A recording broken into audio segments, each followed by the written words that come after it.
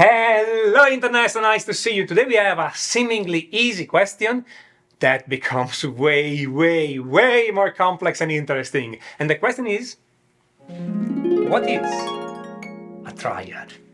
That will seem like such a basic question that everybody should know what is a triad. As we're gonna see, it's really not that easy, and it's interesting why. So, in general, we all agree, for instance, that a major chord is a triad, and a minor chord is a triad, okay?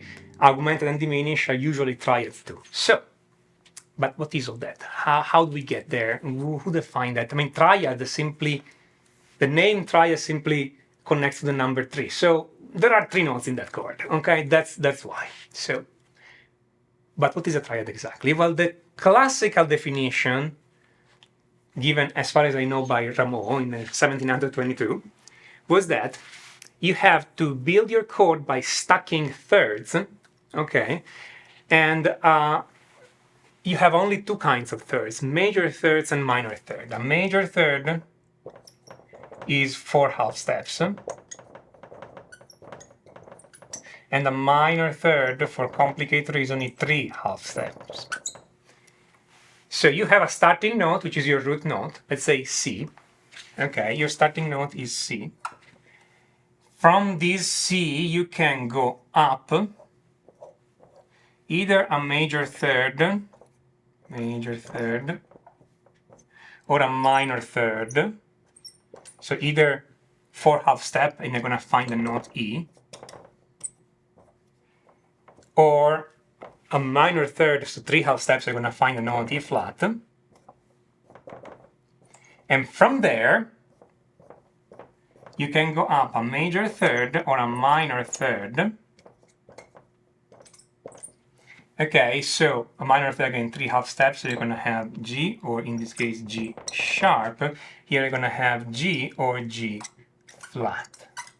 So you have only 4 possible combinations: major third, major third, major third, minor third, minor third, major third, minor third, minor third.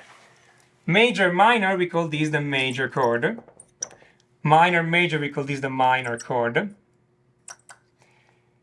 Minor minor, we call this the diminished chord.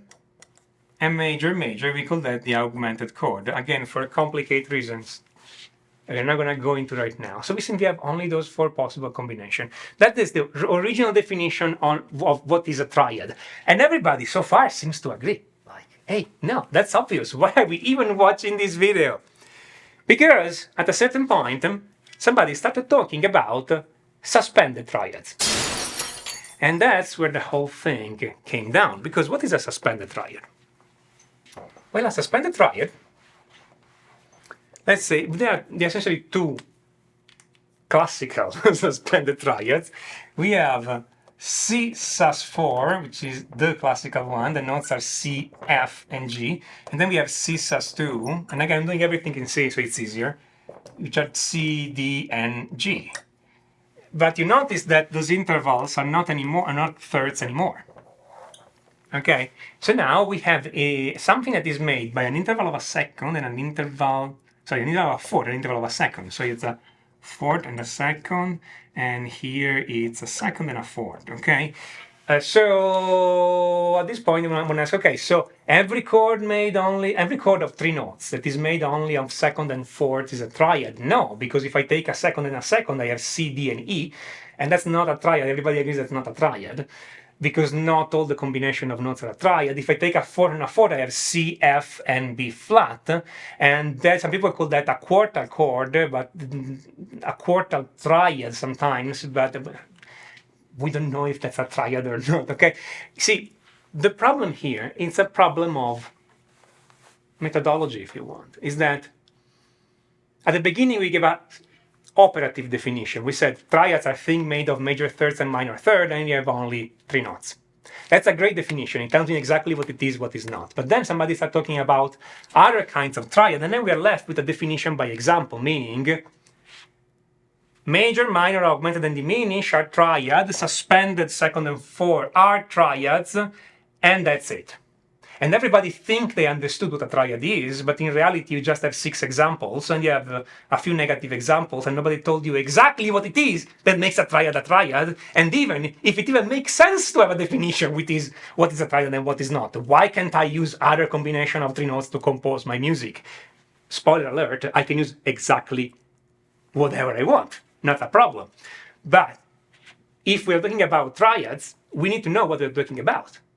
And we don't know. Because then, recently, much more recently in the history of music, we had a few YouTubers talking about different kinds of chord and calling them triads. So for instance, we had somebody that said that they have a C Lydian triad, they called it, which is C, F sharp, and G, and then they did the C Phrygian triad, which is C, D flat, and G. So at this point, it seems like triad is everything that has a perfect fifth, and then a note in between, except the diminished and augmented chord don't have a perfect fifth. So, I mean, first of all, those have been called triads. So some people tell you those are not triads because they don't fit the definition. So not even the suspended are triads. The point I want to make here is that you can use the definition you want, but you have to be coherent, otherwise we're going to make a big mess. Why is this important for your music? Because once you have a definition of something, this defines your musical landscape. Those triads here, or those chords here if you don't want to call them triad, or those harmonies here if you don't want to call them chords either, those things here sound good, and they create specific sounds. If you consider them triads, they're going to become more and more common in music because people are like, I know what a triad is, a major chord is a triad, a minor chord is a triad, this is not harder because it's just a triad. It's kind of this psychological effect. If we don't call them triads, we call them in a different way, people are going to use them less and less and less because they think those are not triads, they are complex things, and the name is complex, so they're not going to use them. It's strange, but that's the way it goes in the community of musicians. Indeed, for instance, this chord here, this CF sharp G, existed well before the YouTube and the internet, okay? Indeed, it existed in the first half of the 20th century. There were a group of musicians called the Second Viennese School, which is Schoenberg and essentially his students, all the guys responsible for the serial music, etc. They were using this chord here, and they called this, but not the critics called this chord, the Viennese trichord. Now, if you call this a trichord, rather than a triad, what happens is that it looks really complex and less people use it.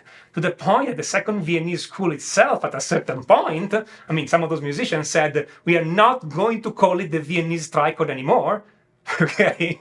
Because it makes it sound so abstract and complex, etc., etc. Okay? It's kind of strange. Kind of refusing that the thing you invented is given your name, okay, because it will make it too complex or too strange. So at the end of the day, we are left with several definitions of what a triad is. It's a chord made by stacking up thirds. It is just those chords I'm listing, or it is just those examples here, but not those examples here, and you never give a rule, which is probably the worst thing. Or we include all those chords. For instance, if I put those chords in as triads, at this point, everything that has a perfect fifth and a note in between is a triad. But also, we have chords like diminished and augmented, where you have an augmented fifth or a diminished fifth. So if I play an augmented fifth and I put any other note in between, it's still a triad. Like if I play C and G sharp, so I have an augmented fifth, and in between I put a D. Is that a triad or not? Newsflash, probably not, because this will sound a lot like a D seventh with a flat 5, okay, if you use this in context. And what if I use something else? What if I go C, D flat, G sharp?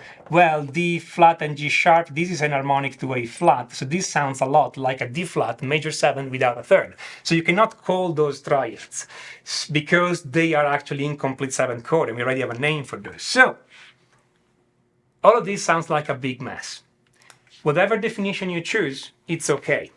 What I would recommend is do whatever makes sense to you, But don't go on the internet and tell to people, this is not a triad, unless you are ready for all this kind of discussion and counter example, okay? So at the end of the day, that's what I recommend. First of all, use the definition you want, as long as it makes sense to you and it's useful for your music and the kind of music you want to make. If you like those chords, call them triads, no problem, okay? If you like to distinguish between those chords and the standard triads, don't call those triads, call them trichords or something different, okay?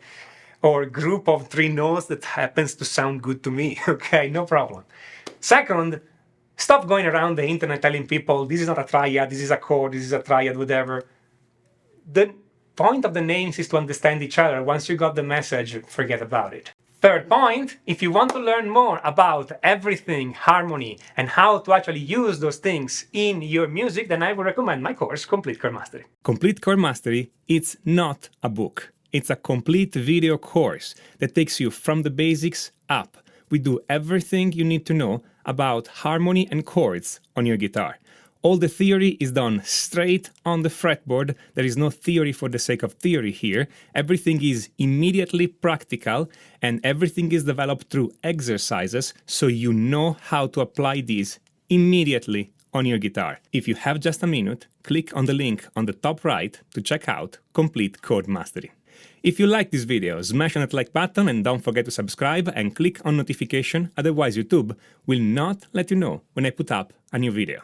And if you have any comment, feedback, suggestions, write them down in the comment. I enjoy reading from you and I make videos on your suggestions. This is Tommaso Zilio of musictheoryforguitar.com and until next time, enjoy!